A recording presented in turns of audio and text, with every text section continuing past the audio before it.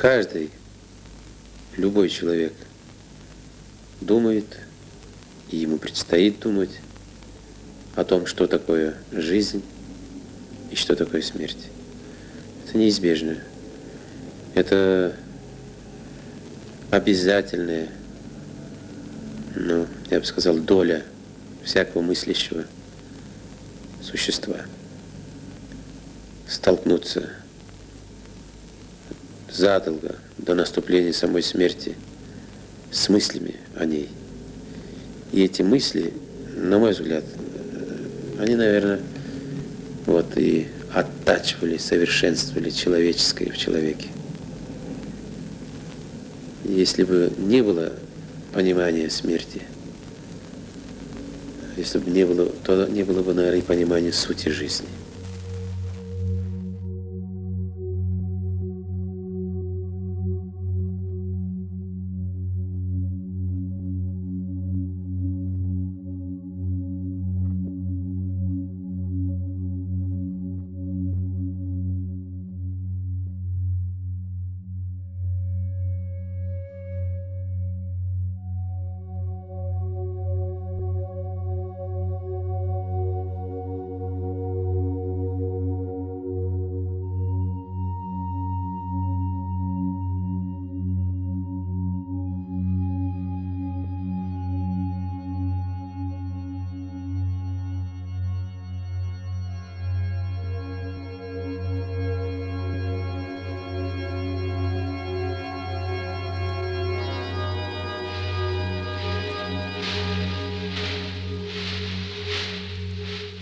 Поезда в этих краях шли с востока на запад и с запада на восток. А по сторонам от железной дороги в этих краях лежали великие пустынные пространства, серединные земли желтых степей.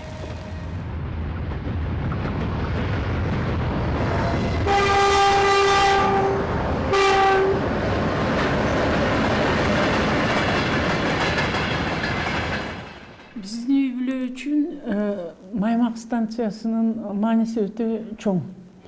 Анткени мен байкадым эле да, илгери Чыңгыз Төрөкулович 70 жылдыгында беле, 60 жылдыгында беле чыгылып айылга баратканбыз. Юбилейди өткөрөбүз деп. Анан жолдон Жамбылдан чыкканда айтып калды, биз азыр Кичи Капка аркылуу Маймакка барабыз деп. Бирок бизди тосуп турган кишилер айтып калышты, биз Маймакты даярдаган жок элек, билген жок элек, биз мектепти даярдадык, Грозный мектебине киребиз, шекерди эл бүтүп атат дешти. Анан ал айтты, жок, мен биринчи Маймакка барам, анан Маймактан кийин кайда десеңер ошол жака барайын. Бирок биринчи учураша турган жерим ушул деп графикти бир бузганын билем.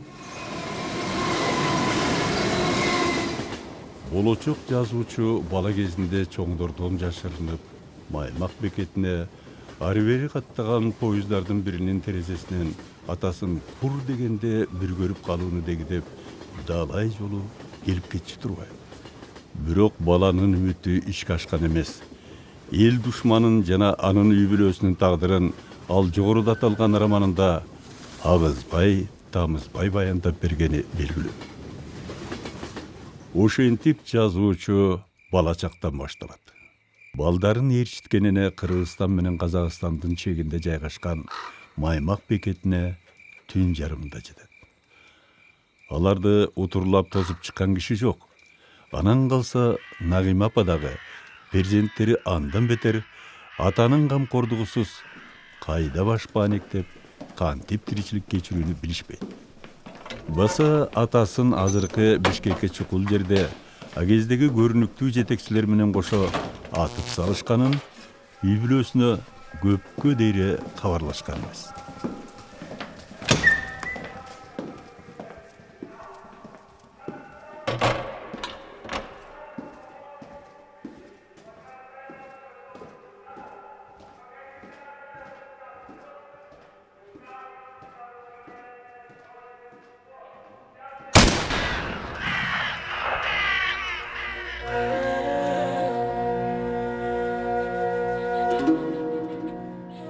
Атасынан айрылганда Чыңгыз 9 жашта эле. Ал береги кылмыш туурасында абдан кеч, жарым кылымдан ашуу мезгилден кийин өзүнүн чачын ак бубак баскан аксакал кураганда билди.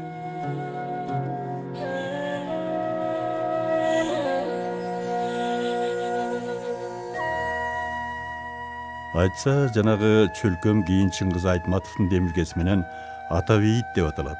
Бул аталыш анын Туңгуч романындагы ана бейит менен үндөшүп кетет. Чыгармачылык жолунун башатында алгачкы повесттеринин бирин атасы менен апасына арнабады беле. Я не смог бросить горсть земли на могилу отца.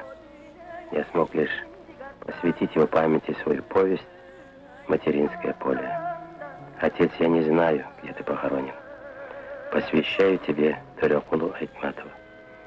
Мама, ты вырастила всех нас четверых. Посвящаю тебе Нагиме Айтматову.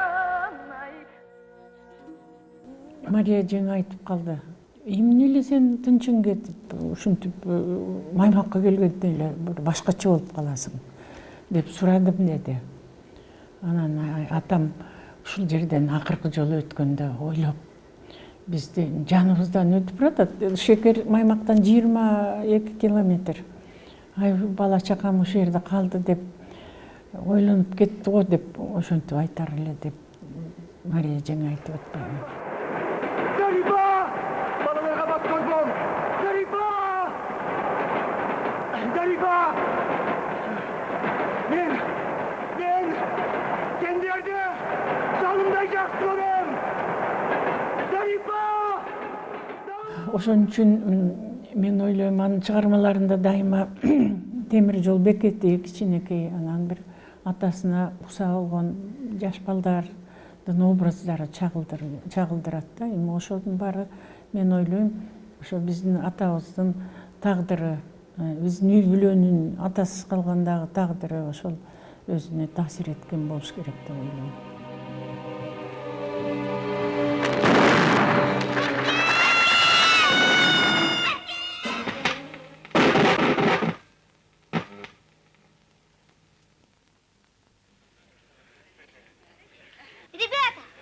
Ребята, вы видели моего отца?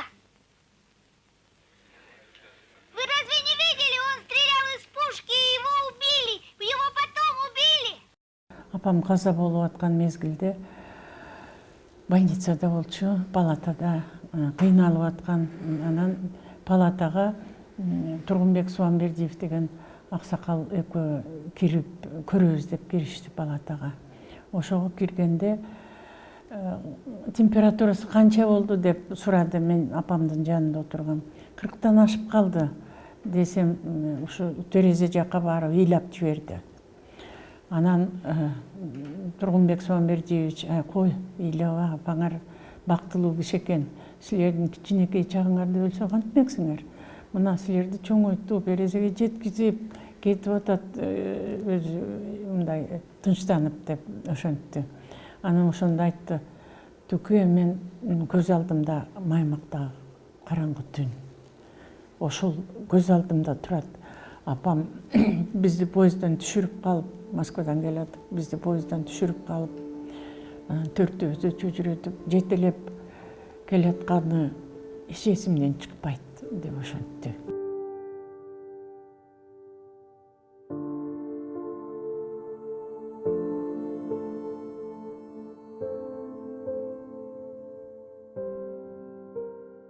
Жазуучунун апасы Нагима Айтматова кыз кезиндеги жөнү Абдувалиева Ысык көлдүн төрүндөгү Каракол калаасында мурдагы кылымдагы абдан абройлуу, оокаттуу жана таанымал кишинин үй бүлөсүндө туулган. Анын атасы Хамза Абдувалиев татарча окуй да, жаза да билген, арабча кат тааныган, орусча сүйлөй алган, асыресе сооданын жолун түшүнгөн киши болгон. Нагима апанын энеси Газиза дагы Сибирдеги белгилүү жамааттан чыккан татар кызы. Ошентип Чыңгыз Айтматов жердигинен эле татар маданияты, татар тили менен тааныш экен деп айтсак, жаңылыштык болбос.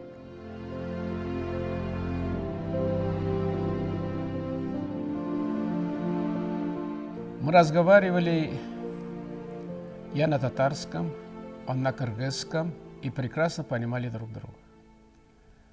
Он тогда признался, что питает к Казани очень глубокие родственные чувства магического свойства, поскольку его предки по материнской линии были родом из наших мест.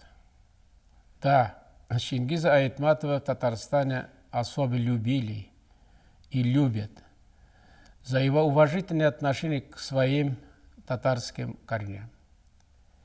Мы особенно горды тем, что мать великого писателя, высокообразованная татарская женщина Нагима Хамзиевна, во многом способствовала становлению и развитию его личности.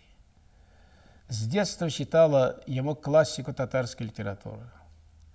Об этом неоднократно рассказывал сам Чингис. Кстати, мою маму тоже звали Нагима. И мы видели в этом совпадении некую основу родства наших душ. Чыңгыз Айтматов Кыргызстандын Талас өрөнүндө, мындайча айтканда, ата журтунда тилекке каршы атасыз некин атасынын туугандарынын тобунда өсүп эрежеге жетет. Бул жерде жашоонун далай ачуу таттуусун татып, ысык суугуна бышат. 10 жашынан тартып, айыл кеңештин катчысы, салык агенти, пошточу болуп иштөө менен эрте чыкма кызматчы атагат. Анын үстүнө анын тестер жана өспүрүм чагы адамзат тарыхындагы эң катаал кайгы касиретке, экинчи дүйнөлүк согушка жана кыйроо менен ачарчылыкка, согуштан кийинки каарман эмгек аркылуу экономиканы кайра курууга туш келген. Я хорошо помню, как она началась, война.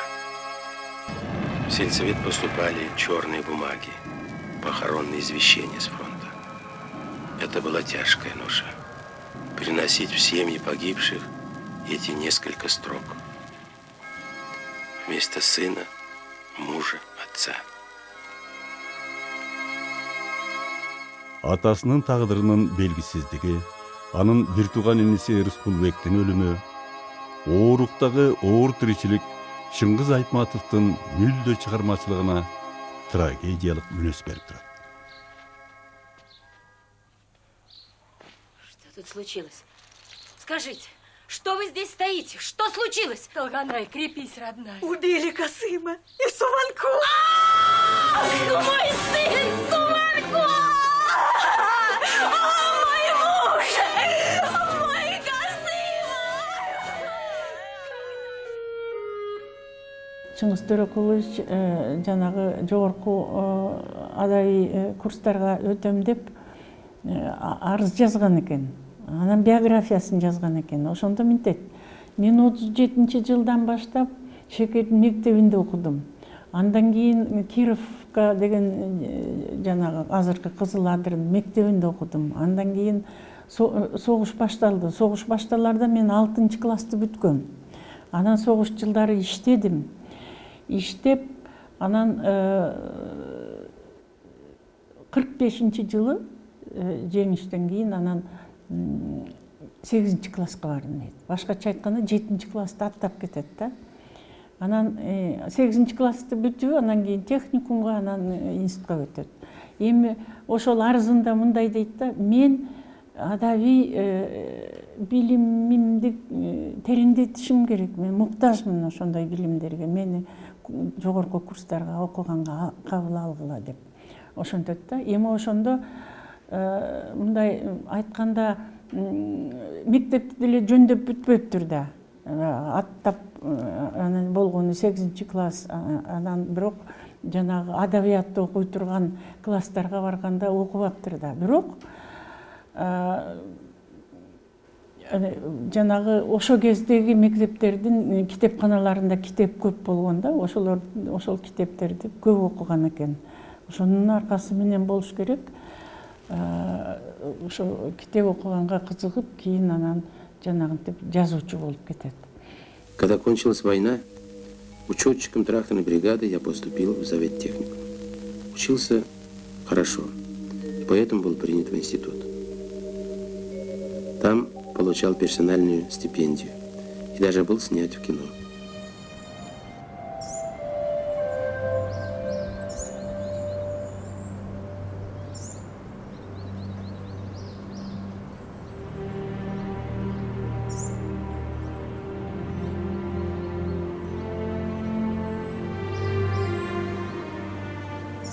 Жазуучунун кичимекени, талас өрөнү, кайталангыс климаттык шарттары.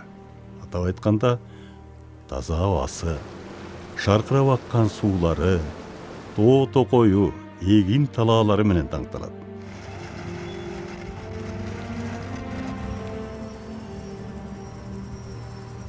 Кыргыздын улуу эпосунун башкы каарманы Эр Манас тегин жеринен таласка хан ордосун орнотуп, ошол жерден өз элин, башка канаатташ калктарды башкарып турбаса керек.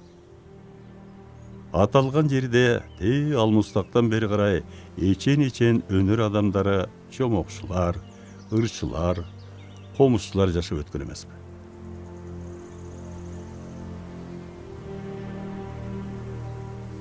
По утрам тень вершины Манаса падает на окраину Шекера. В этом символ вечности, значит, мир стоит на своем месте. С этой высоченной горы великий Манас озирал землю в подзорную трубу. Не идут ли откуда враги? Так рассказывали мне бабушка Аймхан и тетушка Харахзапа. Они были очень похожими друг на друга, мать и дочь, красивые и мудрые наставительницы мои, хранительницы сказаний, легенд, песен и поговорок.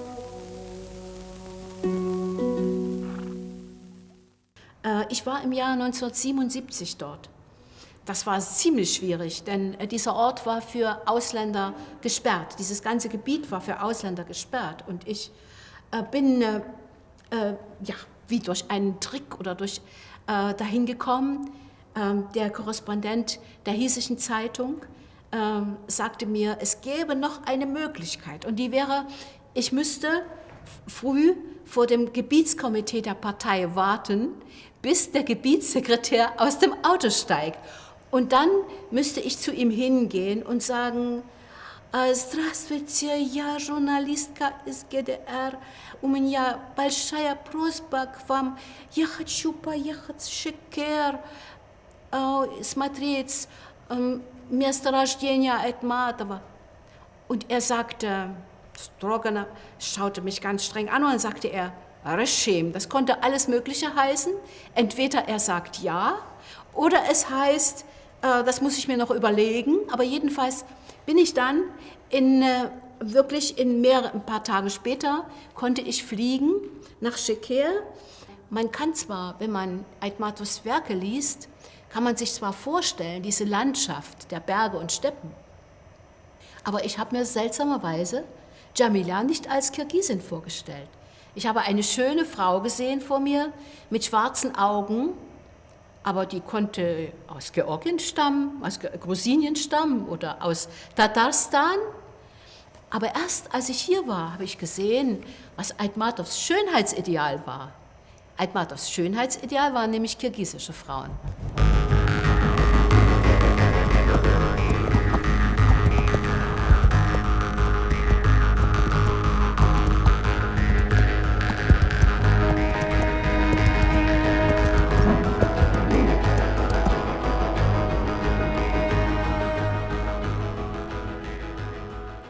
Жазуучу инсандын инсан болуп калыптанышындагы балалыктын олуттуу ордун кайталап айткандан тажаган эмес.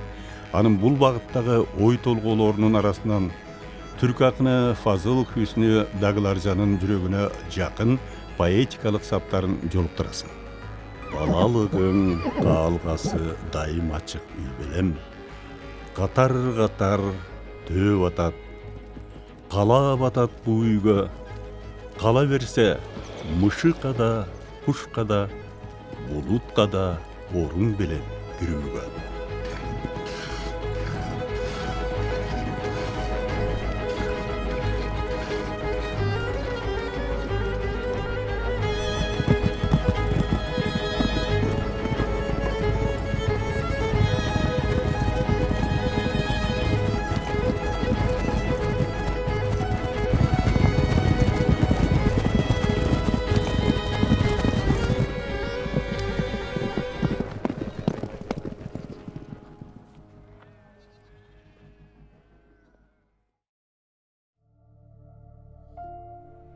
Чыңгыз Айтматов ошондой эле таланттуу публицист да болуп саналат.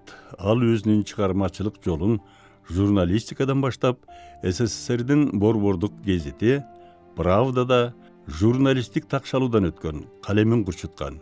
Республикалык литературный Кыргызстан жана Бүткүл союздук иностранная литература журналдарында башкы редактор болуп иштеген.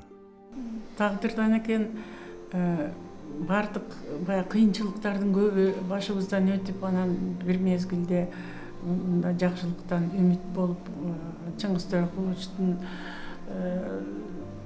чыгармачылыгы өзү кандайдыр бир ушундай момент келди, чыгармачылыгы бир өзүнөн өзү өнүккөндөй болуп сезилет да мага. Бирок баягы өзү иштеп, жакшы чыгармаларды жазып, анан бир топ атак-даңкка жетип, немени алды, жанагы сыйлыктарды, көп сыйлыктар болду. Ошо сыйлыктардын ичинен Совет мезгилиндеги эң мыктысы бул Лениндик сыйлыгы эле. Ошол Лениндик сыйлыкты алат деп күтүп жүрөбүз. Көрсөтүлдү да кандидатурасы. Анан бир күнү Москвадан телефон болуп калды, мен телефонду алып, деметсе мен сыйлыкка жеттим деди. Мен ыйлап жибердим. Сүйүнгөнүмөн. Анан баарыбыз сүйүнүп атабыз. Эми апам бир дагы мындай сыртына чыгарган жок өзүнүн сүйүнгөнүн, ичинен абдан кубанды окшойт. Анан Чыңгыз Төрөкулович келе турган болуп калды Москвадан. Ошо күнү мен больницадамын, туугандар, официалдуу адамдар баары аэропортко барып тосуп келебиз деп кетишти. Анан ошо аэропортко келгенде апам кандай деген экен, апам больницада дегенден кийин үйгө кирбестен түз эле палатага келди. Ошондо апам баягы кыйналып жатканын унутуп калды окшойт, тура калып, кучактап, көкүрөгүнө башын коюп ыйлады.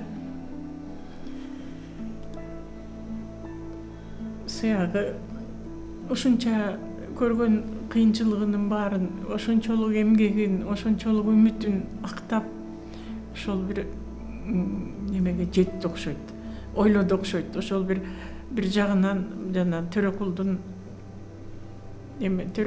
жетпей калганына аркылуу ушул баласы жетти деген ойдо болду окшойт.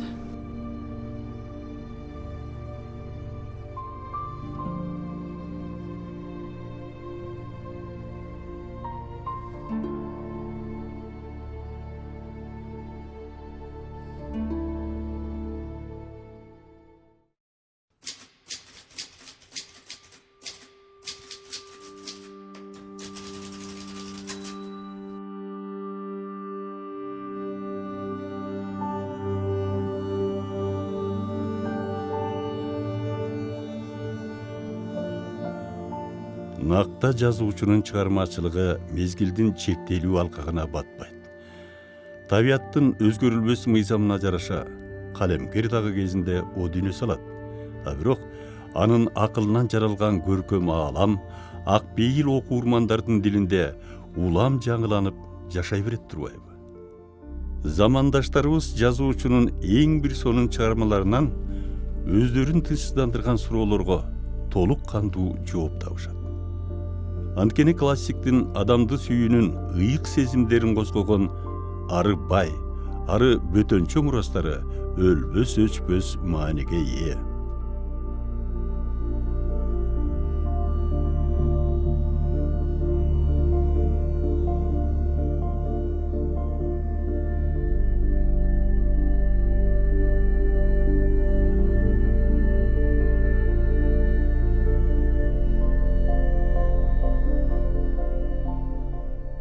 Каразыйский народ, он гордится, вместе с ними и татарский народ гордится, ведь все-таки,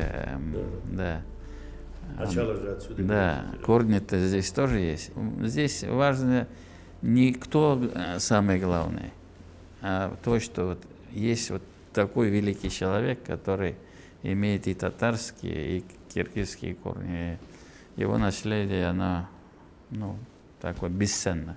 А Кыргызстан, наш братский народ, ну, ближе, скажем, народов нету, мы очень близки.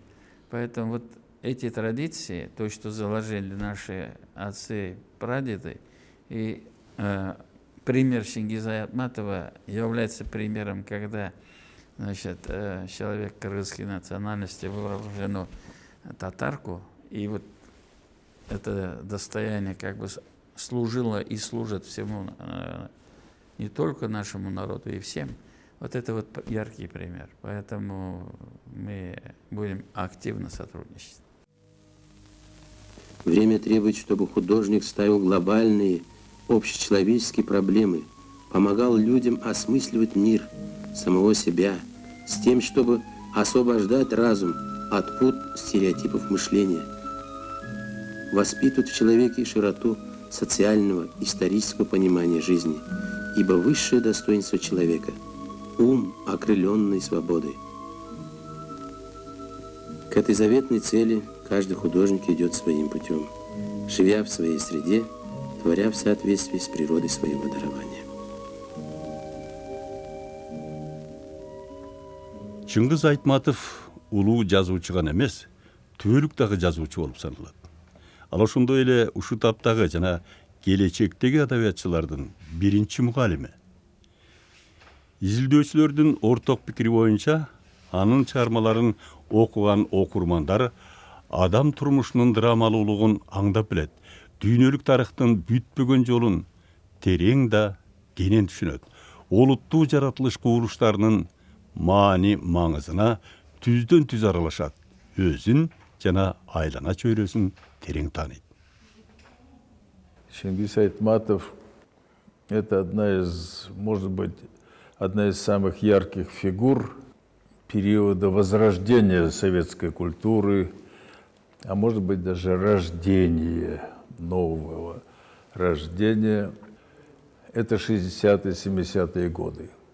Появились очень мощные художественные таланты во всех жанрах искусства, литературы.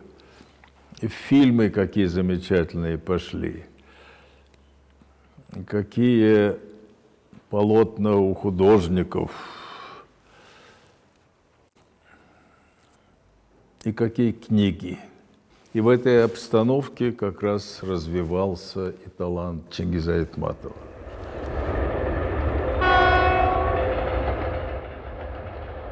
Ал 20-21 жүзүлдүктүн башталышында Евразия чөлкөмүндө жашаган элдердин өкүлдөрүнүн унутулгус көркөм бейнелерин жаратты.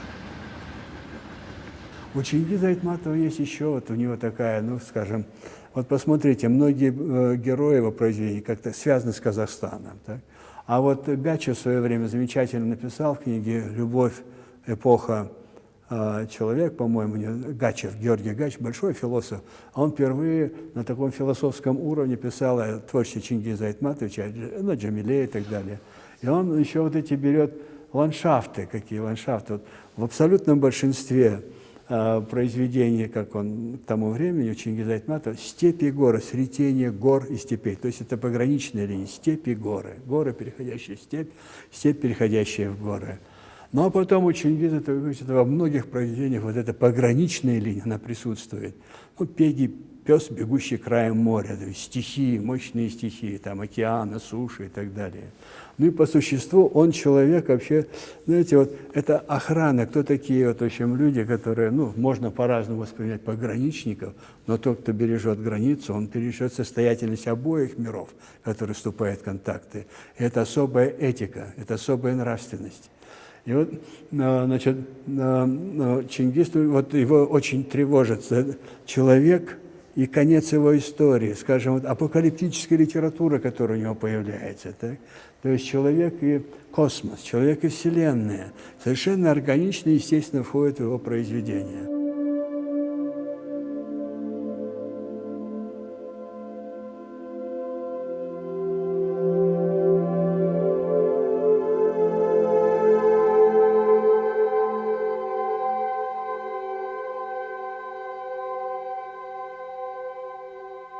Жазуучу кыргыз тилинде да, орус тилинде дагы зор рухий адабий дөйрөт түзүп, аңгемелер менен романдарды, повесттер менен пьесаларды, киносценарийлерди, адабий сын макалаларды, көркөм котормо, көркөм публицистикалык, эпистолярдык жанрдагы чыгармаларды калтырган.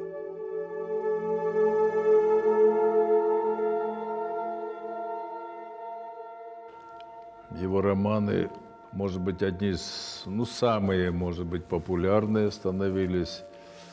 Вдруг выходили большими тиражами по всей стране. И вот русский язык помог ему завоевать мир по-настоящему. В чем назначение литературы, в чем назначение искусства? Это очень непростое дело. Многие об этом думали, размышляли, множество разных высказано мыслей, взглядов. Я думаю, что наиболее верное было высказано все-таки Львом Николаевичем Толстым. Он утверждает, что искусство должно заставить человека жить разнообразно и воспринимать разнообразие жизни как реальность, окружающую его, и верить и любить это разнообразие мира.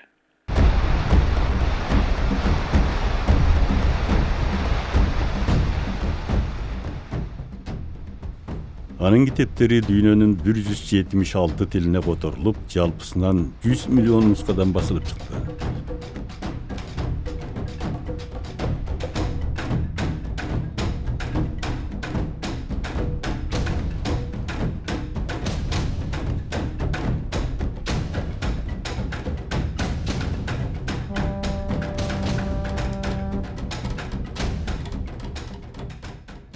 Бир мисал айталы, ошол Жамиле повесинде мына немес тилге которгондо 37 жолу кайра басып чыккан экен. Немес тилде 37 жолу.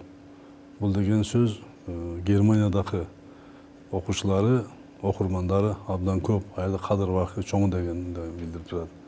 Андан сырткары мына ЮНЕСКОнун маалыматы боюнча Чыңгыз Раушан Айтматов бул дүйнөдөгү эң көп окуган жазуучу улуу инсан болуп 3-чү орунда турат, Шекспир менен Толстойдон кийин. Бул дагы өзү айтып турат да, бул бир эле биздин мамлекет же бир региондо эмес, бул дүйнөлүк масштабтагы улуу инсан экен. Жазуучунун прозалык чыгармаларынын жана пьесаларынын негизинде көптөгөн өлкөлөрдүн театр сахналарында, Ташкенттен Делиге дейре, Вильнюстан Нью-Йоркко чейин миңден ашуун спектакль коюлуп, 30га чыккул көркөм жана даректүү тасма тартылган. Балам, yolum Anzan.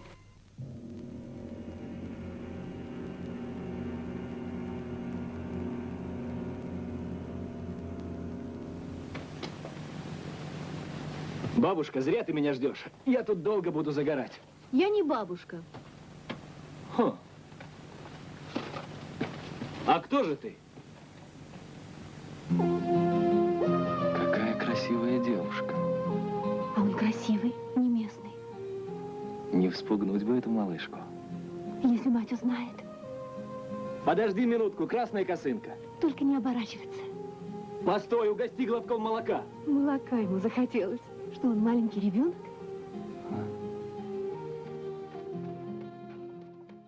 Отправить иноходца Гульсары на конюшню для верховой езды.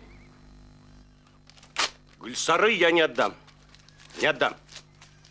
Не отдам. Что, на конюшне лошади перевели, что ли? Сказал, не отдам и не отдам.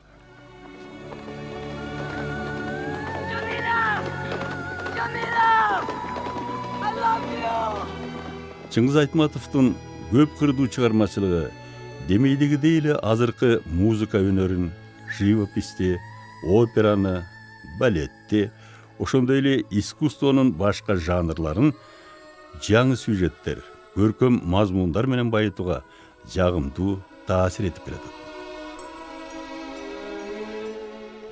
كان لنا فرصة قرأنا عن مجموعة روايات اتمتوف في صالون الملتقى الأدبي في أبو ظبي. أغلب اللي قرأوا الروايات أحبوا جنكيز اتمتوف. أسميه جنكيز اتمتوف لأنه هو قريب منا، قريب من مشاعرنا، قريب من إنسانيتنا. أبدع في طريقة سرد الرواية، أبدع في أنه يوصل للعالم الآخر قرقستان، المدينة الجميلة اللي الناس أحبوا وطنهم.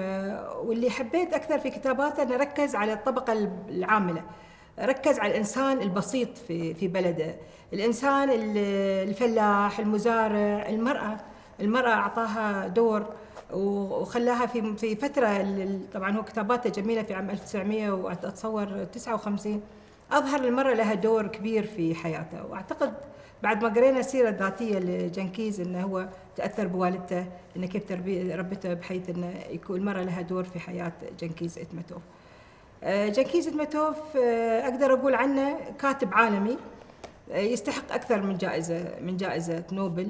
يعني يكفي أنه هو كسب قلوب القراء، كسب محبين القراءة. هو اللي عرفنا على منطقة آسيا، وعرفنا أن كيف الإنسان يفكر، كيف الإنسان يحب، وكيف الرواية أو الأدب يوصل العالم الآخر بغض النظر عن الحروب والمشاكل.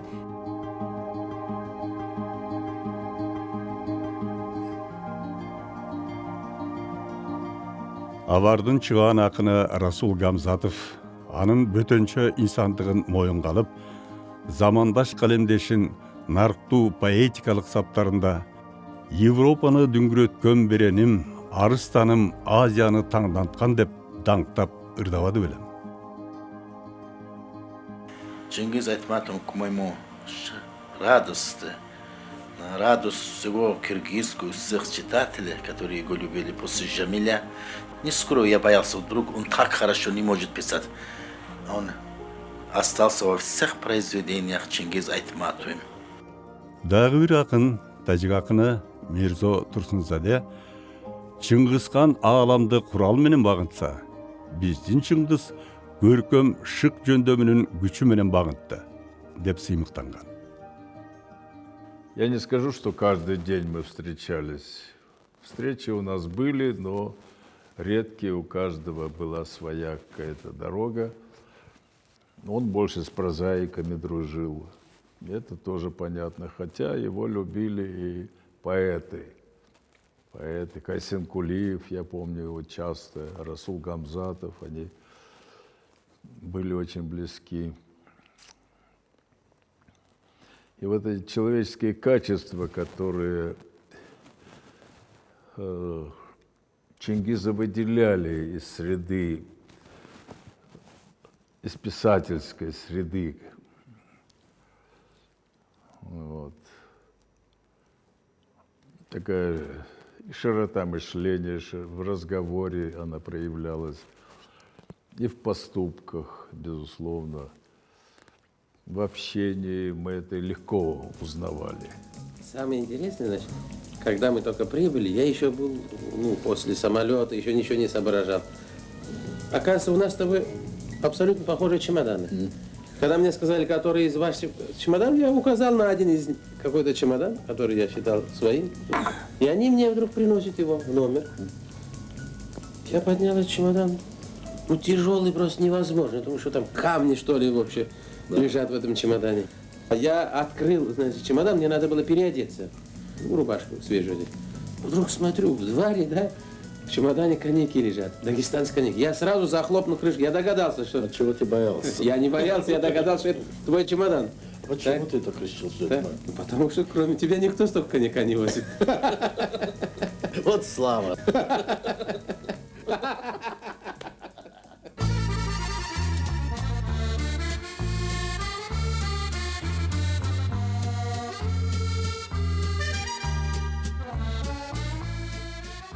Эки миңинчи жылы эл өкүлдөрүнүн вице-спикери болуп, мен Европарламент Кыргызстан парламентаралык комитет бар. Ошонун сопредседатель деп коет, баягы эки жактан тең комитеттин төрагасы. Европарламент бизден мен болдум.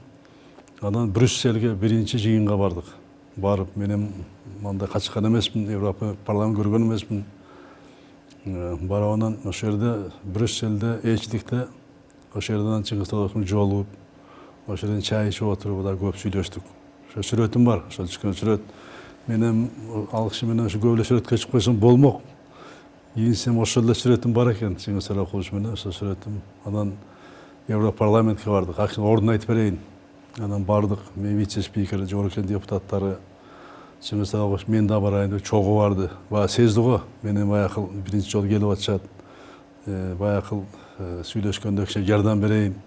Мен эми тааныйм, аты бар акчынын. Акчыны сыйлайт. Ал барбай койсо эле болмок ал жака. Бирок убактысын бөлүп барды да, ал бизге жардам берген болуптур. Анан барганда киргенде эле здравствуйте, господин посол деп эле баягы акчыны төргө өткөзөт. Биз калдык. Анан кирип, отуруп, анан тааныбаган киши болуп экен Европарламентте. Баары тең ушундай ысык, жылуу учурашып атты киши менен. Анан жыйын бүтүп тезде бүттүк. Бүтүп сүйлөшүп, көп маселелер коюлду. Анан жерден жолугушу жакшы бүттү, алар колдой турган болду. Анан кайра чыгып келип, чыгып келсек, уже Германиядан келип кишилер күтүп туруптур. Чыңгыз Талашовичти ошо лек алып барып, ошо лекче окутканга чыккандан кийин ошо түнү менен анан Германияга кетти. Айтматов ist ein Schriftsteller von Weltgeltung, aber er ist etwas Besonderes, weil er in seinem Leben mehrere Epochen der Menschheitsgeschichte verbunden hat. Er kann uns an etwas erinnern, was ganz tief verborgen in unseren Genen liegt. Er hat uns Kirgisistan gezeigt. Ohne ihn würden deutsche Leser überhaupt nichts über Kirgisistan wissen. Man muss sich das mal vorstellen, er hat eine große Brücke gebaut. Von Kirgisistan nach Europa, nach Westeuropa, nach Deutschland.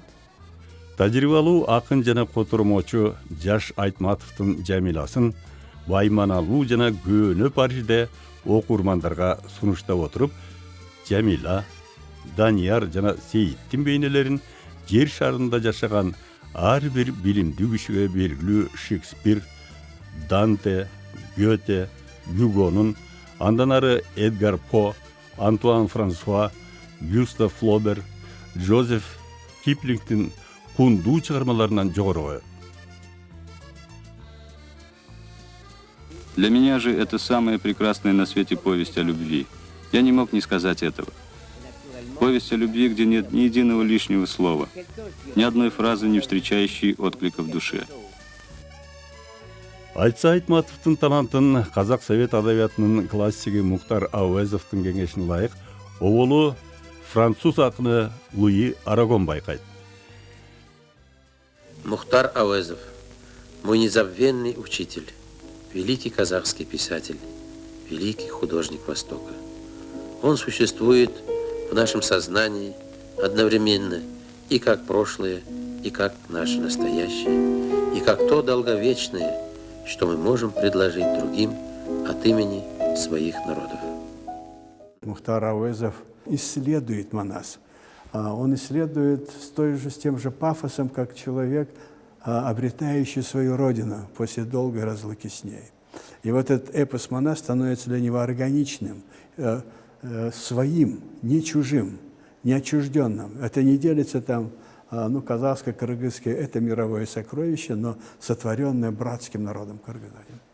Вот такое вот у него. Поэтому Мухтар Ауэзов, конечно, в 1952 году со всей отвагой, решимостью, в очень критические для себя времена, скажу сразу, что после его выступления во Фрунзе в защиту кыргызского эпоса Манас, а туда целая комиссия приехала с определенной установкой ЦК из Москвы.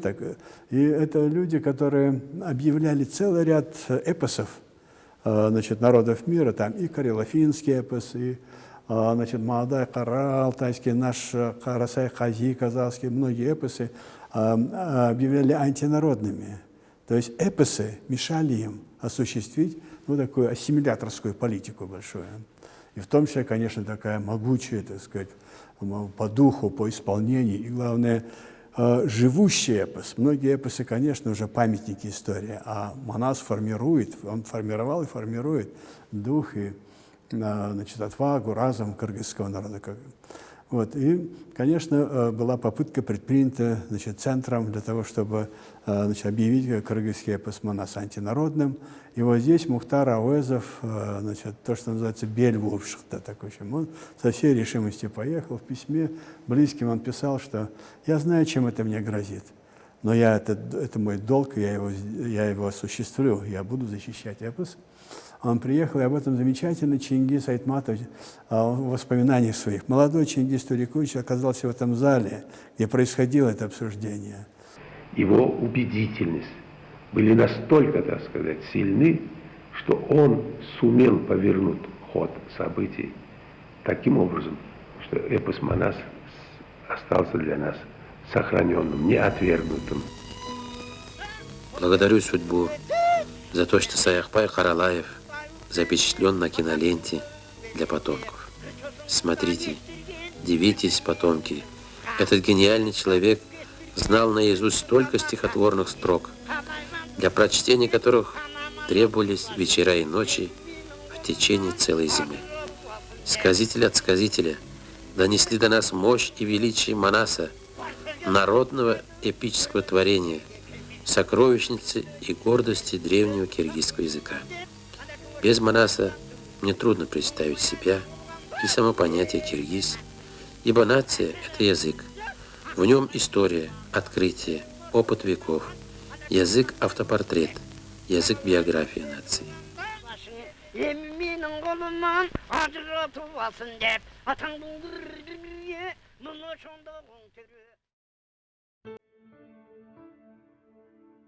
Кыргыз жазуучусу өзүнүн көркөм чыгармаларында жалпы адамзаттын аң сезиминин өсүшүнүн түбөлүктүү маселелерине көшөрө жооп издеген.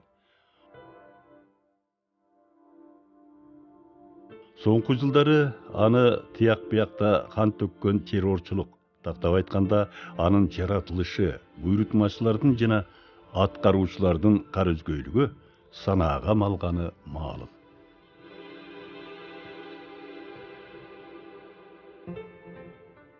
Ал куралга, аны ташуу менен сатууга таптакыр тыюу салууну жактаган. Күч түзүмдөрүнүн кызматчыларынан бөлөк эч ким кандай гана себепти бетке кармабасын курал алып жүрбөөгө тийиш деп жазат жазуучу.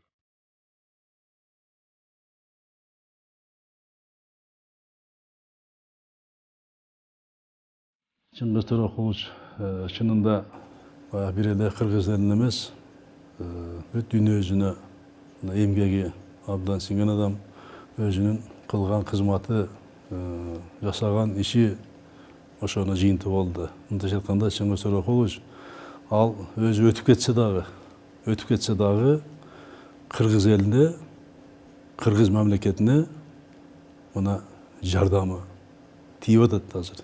Бизде Чыңгыз Төрөкулович аркылуу бүт дүйнө жүзү, бүт мамлекеттер ошол Кыргызстан деп билип, кыргыз экенин таанып, көп жерде мына ушундай чоң иштер аткарып атат.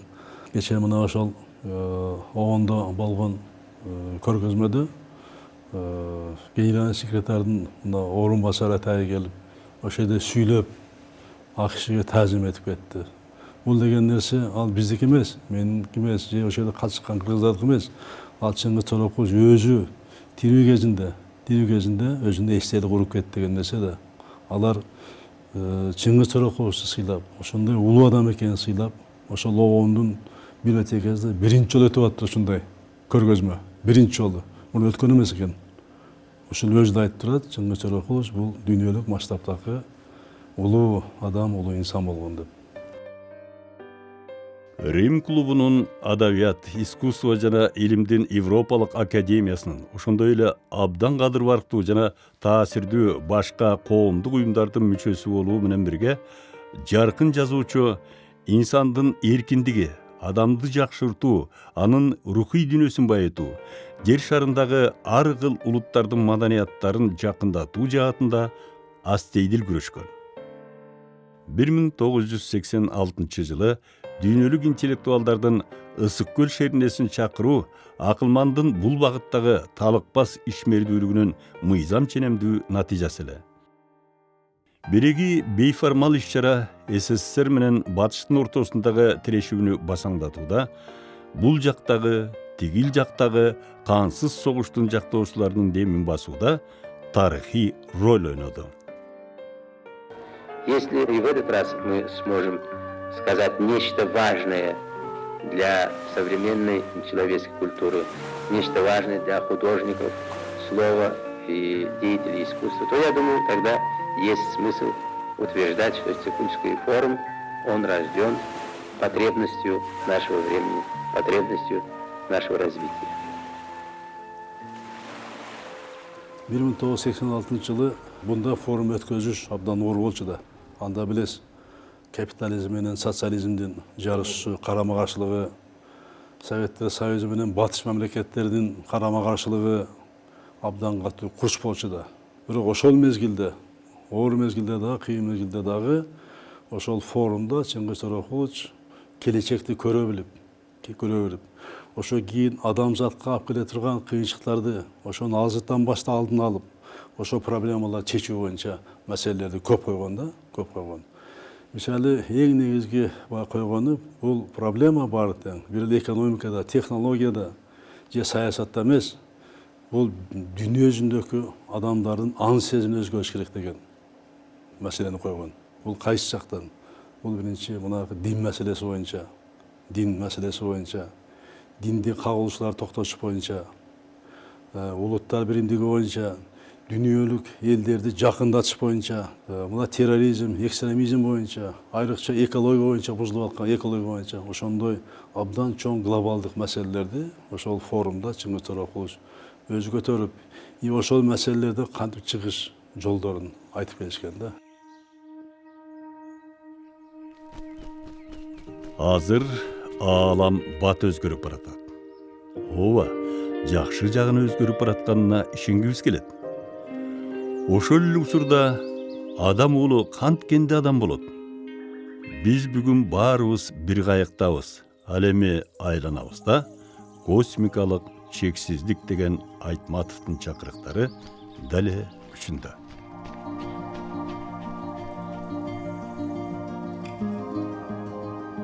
2018 жылдын октябрындагы 3-чү Ысык көл форумунун ачылышында Кыргыз Республикасынын президенти Сооронбай Жээнбеков жер шарында жанаша жашоонун мүмкүнчүлүгү туңгуюкка кептелгени, азыркы көйгөйлөр улам тереңдеп баратканы жана аларды чечүүгө жаңы ой, жаңы мамиле жана жаңы планетардык ой жүгүртүүнүн талап кылына тургандыгы тууралуу биринчи форумда козголгон маселелер бүгүн да маанилүү деп белгиледи. Бул мисалдар Орто Азиядагы касиеттүү элдин жазуучусунун чыгармачылыгы жер жүзүндөгү миллиондогон жарандарды бириктирип, ар кандай өркүнүяттардын ортосундагы көпүрө болуп калганын ачык көрсөтөт. आइतमातव की कहानियाँ पढ़ने से हमें काफ़ी कुछ अपने जीवन में सीखने को मिलता है। जैसे कि आइतमातव अपनी कहानियों में बताते हैं कि किस तरह से पशु जगत, मनुष्य जगत और प्राकृतिक जगत, किस तरह से इन तीनों के अंदर एक तालमेल है, एक बहुत नाजुक सा अटूट सा संबंध है। और मैं तो शायद ये भी मुझे कहने में बिल्कुल झिझक इस बात पे नहीं होगी कि टॉल्स्टॉय अपने समय में एक बहुत बड़े लेखक रहे हैं 19वीं शताब्दी के अंत के, और 20वीं शताब्दी के अंत के मैं कह सकती हूँ कि आइतमातव एक कुछ बड़े लेखकों में उनका नाम हम अच्छे से आसानी से ले सकते हैं। Ар түрдүү улуттардын илимпоз адабият таануучулары, коомдук ишмерлери Айтматовду дүйнө калкы кандайча сүйүп окуганы жөнүндө кеп салышат. Ачык айрым мисалдар келтиришет. Маалымат каражаттарында анын жаңы китептеринин басылганы, чыгармаларынын негизинде жаңы спектакль, кинолор жаралганы тууралуу, ошондой эле сүрөткердин атын түбөлүккө калтыруу менен байланыштуу жаңылыктарды таратышат.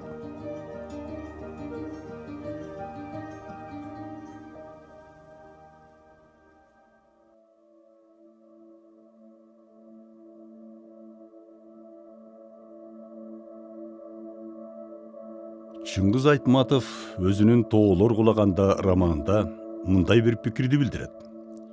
Окурмандар жазуучунун көзүнүн тирүүсүндө да көп болот. Анын көз өткөндөн соң андан беш бетер арбайт. Жазуучу көрөгөчтүк кылыптыр. Учурда анын чыгармаларына кызыгуу артты. Аны кары да, жаш да окуп жатат. Лондондун мэри да, Өзбекстандагы окуучулар да окуп жатышат.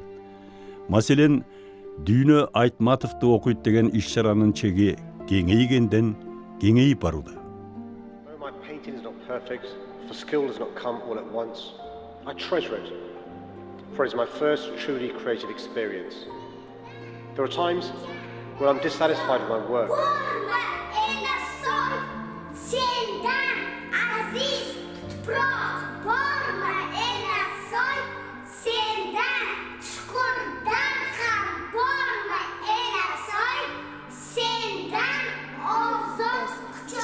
Als du in es sei.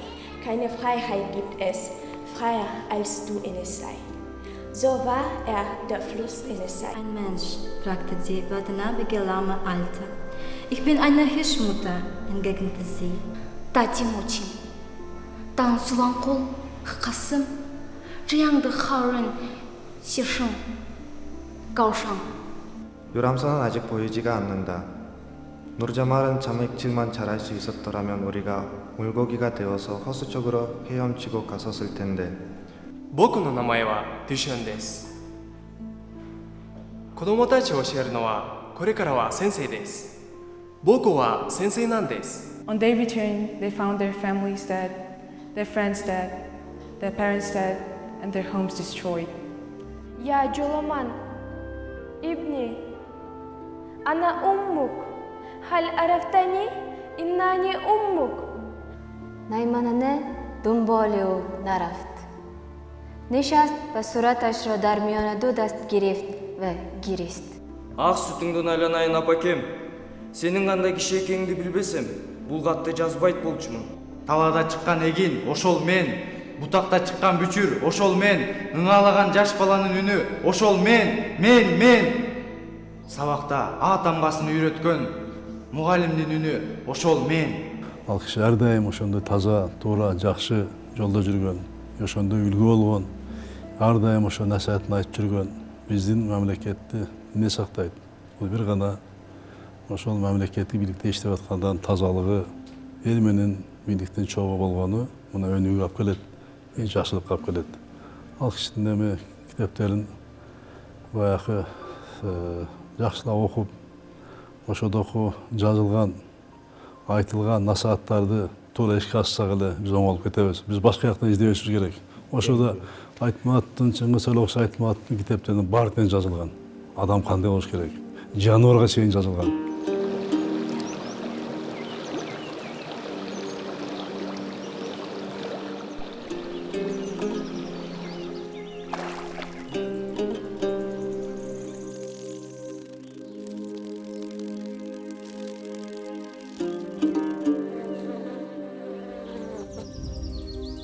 Ошентип, Айтматовдун ысымы дүйнөлүк маданияттын санжарасына ташка тамга баскандай орноп, ата журтунун эн белгисине айланып баратат. Жазуучунун чыгармалары мурдагыдай эле келечек үчүн жашоого жана күрөшүүгө жардамдашууда. Манас тирүүбү?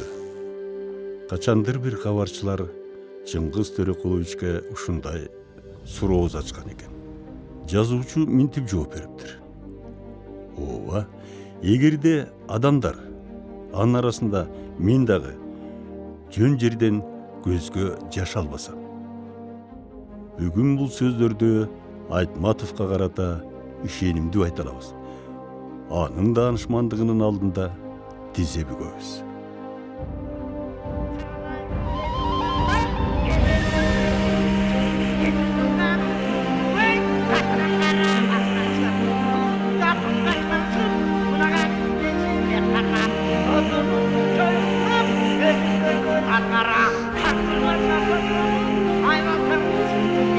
Oyun ne